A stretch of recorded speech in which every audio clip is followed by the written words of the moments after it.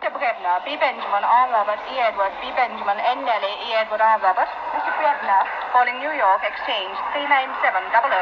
New York Exchange 39700. Mr. Padmore. Mr. Padmore. 0150. 0150. Thank you.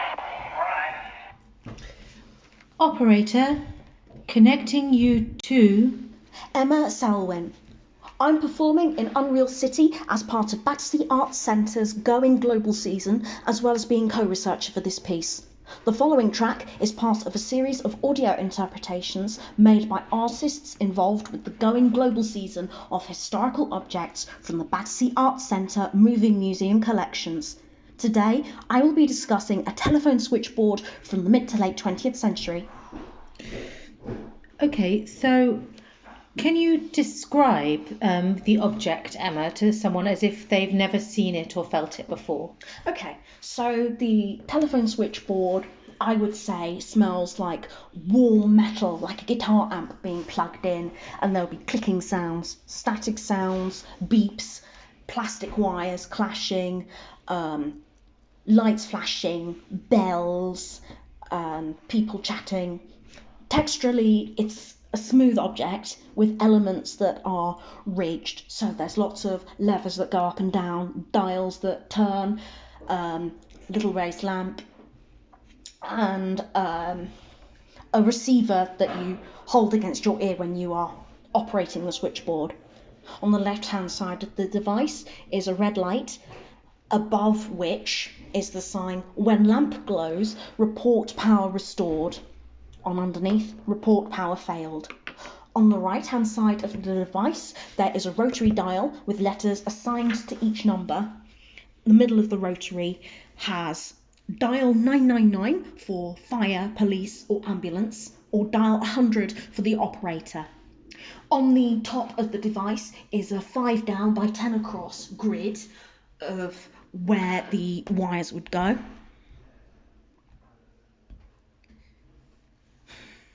Pause. Just saying that again. Okay. Right, I'm ready. Also, this device was very heavy. It couldn't easily be lifted. Why did you choose this object?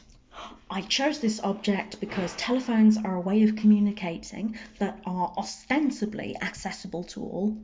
However, that doesn't mean they're accessible for everyone. For example, if you have auditory processing difficulties, if you are autistic, you might struggle to know when your turn is in the conversation, or you might be confused that you can't see the person face to face. And it would also be challenging for those with speech difficulties and those who are deaf or hearing impaired. And I like that this object made me think, does this phone actually make communication easier or more complicated? Because there's verbal pressure for an immediate response on the phone. What does the object mean to you personally? For me personally, I liked the idea of how there are different wires for different networks, like different neurological pathways we all take. I've got a memory from primary school of there being a rotary dial toy phone. I liked putting my fingers inside the number pads and turning the dial. That sensation felt good. There was clear spaces for the fingers to go, a clear buffer that you stopped against, and there was a nice tension to the action, like there was a spring coiled underneath. However, I was phobic of phones for many years because when I was single digits years old, I was made to order a pizza. It apparently came fine, but I remember not being ready to use the phone, and for years and years my voice was clipped and shut down and staccato when I was on the phone.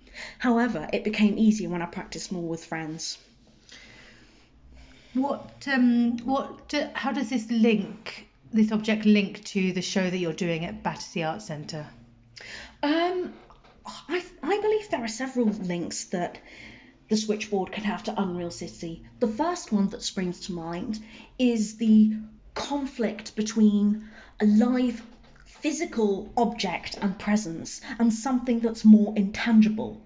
So when you're on the phone, you could be connected to someone without being in the same physical space as them, but that could potentially also be isolating because you're not in the same physical space as them.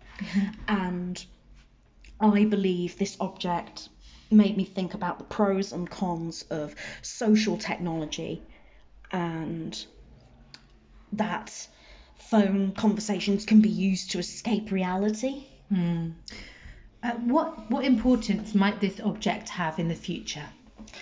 I believe that for the future, this object would have importance in showing how people communicated, and that there was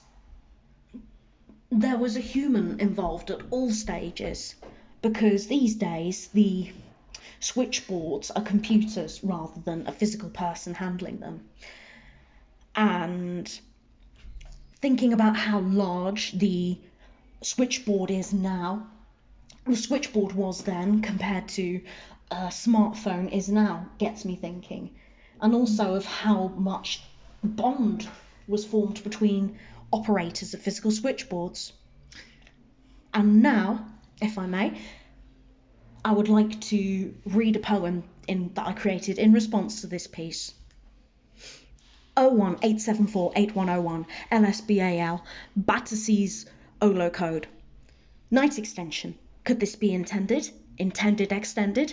Night extended. LS1 Wandsworth's OLO code.